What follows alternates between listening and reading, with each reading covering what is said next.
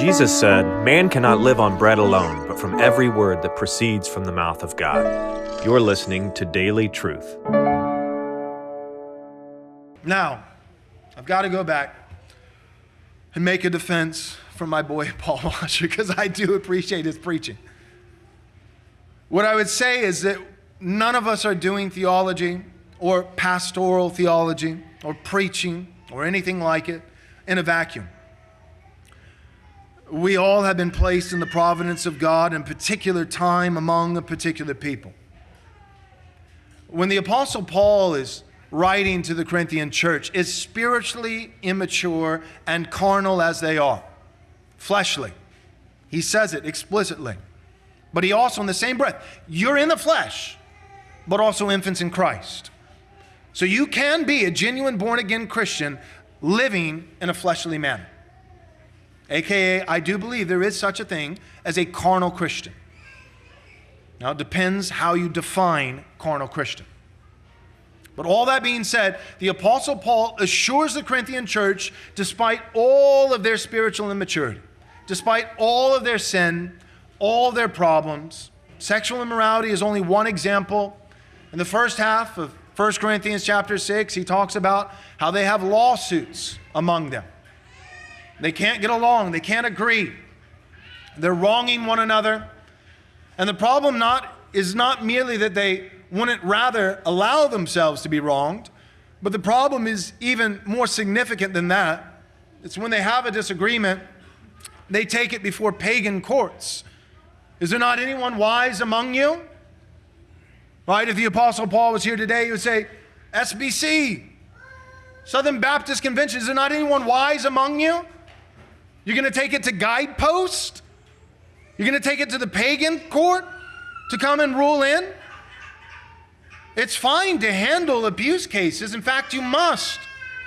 And it's fine for there to be legal ramifications. In fact, there must be. But the problem is that you keep going to the peanut gallery. You don't need Rachel Denhollander. Choose someone who's a Christian to weigh in. You don't need the ERLC, which wouldn't know ethics if it slapped them in the face. Why don't you go to those who are wise among you? Why aren't you guys going to Tom Buck and Tom Askell? Why don't you go to the Christian pastors in the SBC and ask them what to do? So the Corinthian church was a mess.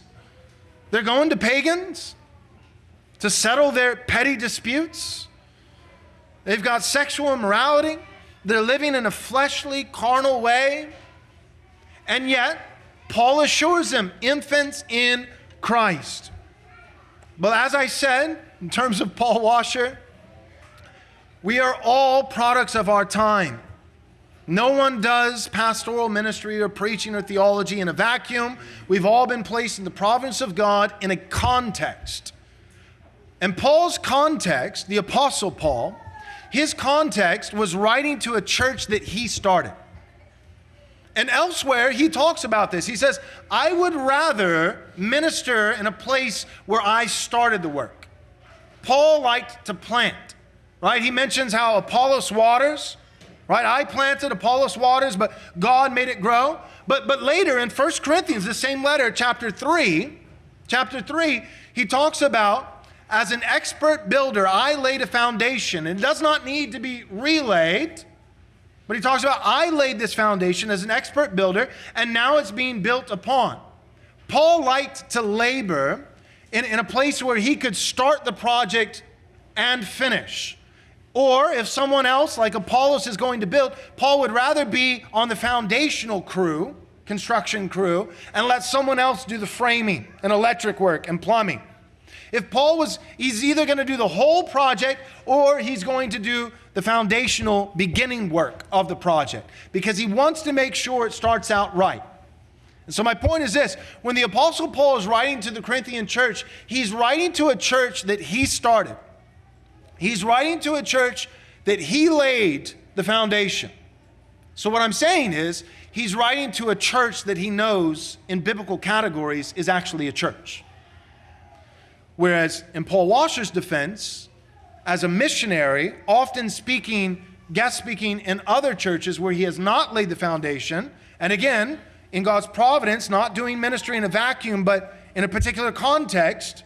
So ministering in the 2020s in the American evangelical church, it probably is a safe bet statistically to talk to over half of the congregation as though they're not Christians. Because probably over half of the congregation is not Christians. If you threw a rock and just hit an evangelical church in America at random in the year 2023, it would be a safe bet to say that the church that you just hit with that rock has less than 50% converted members. You'd probably be right. You don't have to be a prophet nor the son of a prophet to make that assessment and for it to be accurate. And that's the context that Paul Washer is ministering in. So let the record state, I defend Paul Washer.